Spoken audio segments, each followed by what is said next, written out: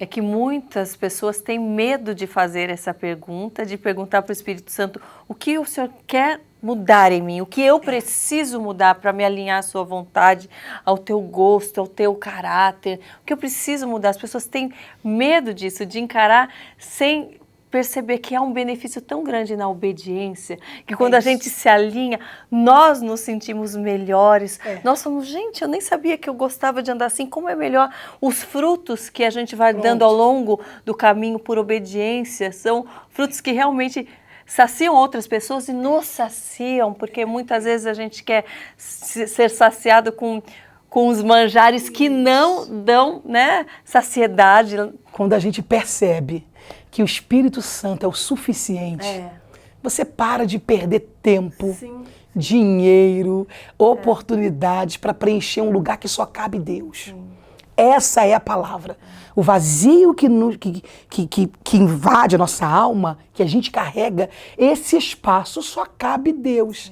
E aí quando você pergunta ao Espírito Santo o que eu faço, como eu me visto, o que eu falo, você tem que estar disposto a abandonar a sua vaidade. E não é o brinco, não é o cordão, não é a calça, não é o batom, é a vaidade da alma. Aquela que Salomão disse que tudo é vaidade. Porque para você reconhecer que precisa da ajuda do Espírito Santo, você vai ter que reconhecer que você é imperfeito. E reconhecer que é imperfeito, você vai ter que reconhecer que precisa ser moldado. E para ser moldado, você vai ter que abandonar coisas que a sua carne não quer que você abandone. Então você tem que ter caráter suficiente para falar para Deus, eu estou aqui. Eu estou soltinha para o Senhor. Eu estou solto para o Senhor. Faça em mim o que o Senhor deseja. Não importa se eu vou ter que assumir a responsabilidade. Não importa se eu vou ter que abrir mão de coisas que eu gosto, que eu amo, que a minha carne deseja. Não importa. Eu quero o que o Senhor quer. Eu quero o que o Senhor deseja. O que o Senhor quer para mim? O que eu faço? Como faço? E o que foi mais difícil de ser moldado, de ser modificado? Ou você era aquela pessoa que eu vou obedecer, custe o que custar, então para mim se torna fácil, eu só quero compreender a sua voz e obedecer. Ou cada ponto que ele te tocava, você ainda tinha dúvida, tinha algo que era mais difícil? Sim, eu acho que o obedecer a Deus, obedecer ao Senhor, sobre roupa, sobre... Isso para mim não pesou tanto. Mas o meu comportamento, eu sou muito impossível, eu sou sanguínea, eu tenho um senso de justiça. E aí eu vou falar, e o Espírito Santo, não vai. Eu vou resolver, e o Senhor falar, não vai não, filha. Não, para você ficar quietinha agora. Eu vou colocar de frente, eu vou... Não, você não vai. Essa parte para mim, de obedecer à voz dele, de ouvir o seu não e obedecer. Lá em casa eu falo para as crianças, quando eles pedem alguma coisa, e tem coisas que eu posso fazer, eu e meu esposo, nós podemos fazer, e ainda assim a gente diz, não, agora não. E aí minha filha do meio, uma profetinha, Maria Júlia, um dia desse ela disse, ai meu Deus do céu, essa casa é a casa do não. Aí eu falei pra ela, eu tô te treinando, porque se você aprender a ouvir não do papai e da mamãe, você vai ter facilidade para ouvir não de Deus. Sim. E é esse o problema. Quando você tem dificuldade de ouvir não de seres humanos, certamente você terá dificuldade de ouvir o não de Deus. Deus diz para você, quando ele diz não, não é que ele não quer nos ver sofrer, não é que ele não quer nos ver romper, não é que ele não quer que sejamos abençoados, pelo contrário. O não dele é justamente porque ele vê lá na frente. É proteção, né? Isso. Ele vê o que você não vê, ele escuta o que você não escuta e ele sabe o que você não sabe. Então, quando ele diz não hoje, a Bíblia diz que ele conhece o fim das coisas antes do começo. Sim. Então, nós estamos em 2023, Deus já está em 2050. Não dá para competir, não dá para comparar.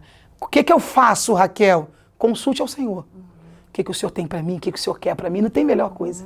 Por que tantas pessoas você percebe que às vezes falam, mas eu oro, eu consulto, mas eu não compreendo, eu não consigo discernir? É porque consulta, mas não obedece.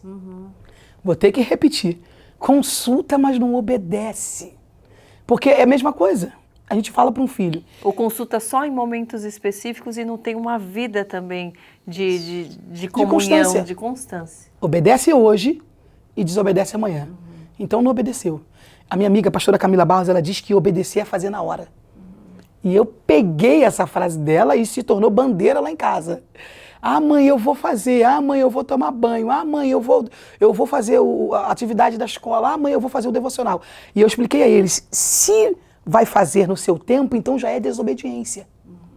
E com Deus é a mesma coisa.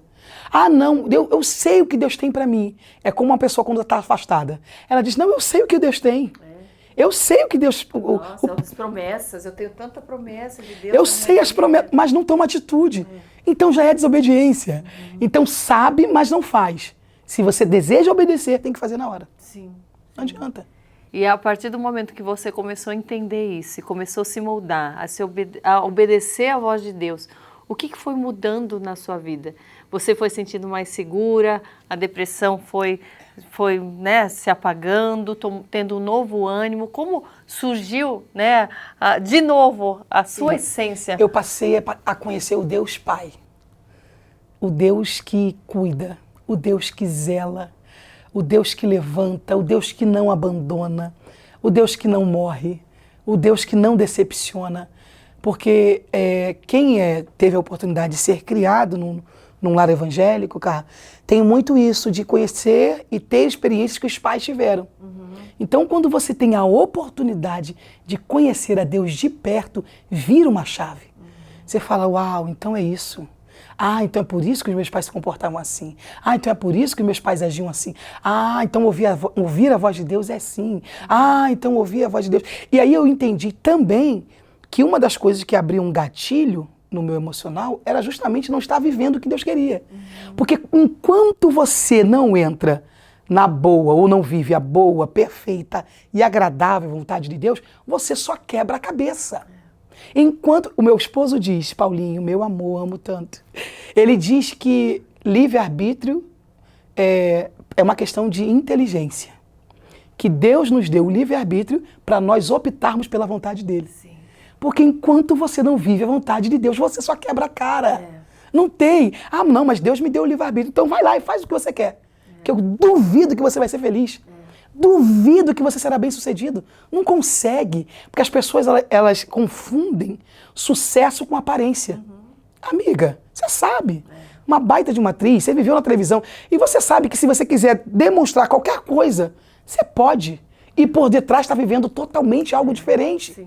Então não tem nada a ver. Talvez alguém possa estar demonstrando um aparente sucesso, mas quando coloca a cabeça no travesseiro, o rombo é imenso. E nesse espaço, eu repito, só cabe Deus. Não adianta, não adianta. E eu vivia essa vida de, ai, o que eu faço? Obedeço ou não obedeço? Faço o que Deus quer que eu faça ou não faço? Porque também, cara, você talvez esteja vivendo isso. Acredito que esteja. As pessoas começam a ditar como deve ser o teu comportamento. Eles querem te colocar num molde. Você vai servir a Deus? Então o molde é esse. Você tem que se comportar assim, você tem que falar assim, você tem que sorrir assim. Tudo que foge desse molde não é Deus. Não veio de Deus. Então eu olhava para aquilo que Deus tinha para mim. Pensa, essa Raquel, que eu sempre fui essa Raquel, olhava para o molde que as pessoas me davam, e eu dizia, não vai dar. Eu não consigo ser falsa. E uma das coisas que me fazia fugir do propósito do ministério era esse. Eu não consigo ser de mentira, Senhor. Eu não consigo ser uma coisa aqui embaixo e no altar ser outra. Aí as pessoas diziam, então não dá para você. Não, você grita muito, você brinca muito, você sorri muito. E altar é coisa séria. Então, E aí volta a questão da aparência. Então alguém, um hipócrita, falando como alguém que tinha vida com Deus, se vestindo como alguém que tinha vida com Deus, se comportando como alguém que tinha vida com Deus, valia mais do que alguém que de fato era de verdade. Isso me matava por dentro.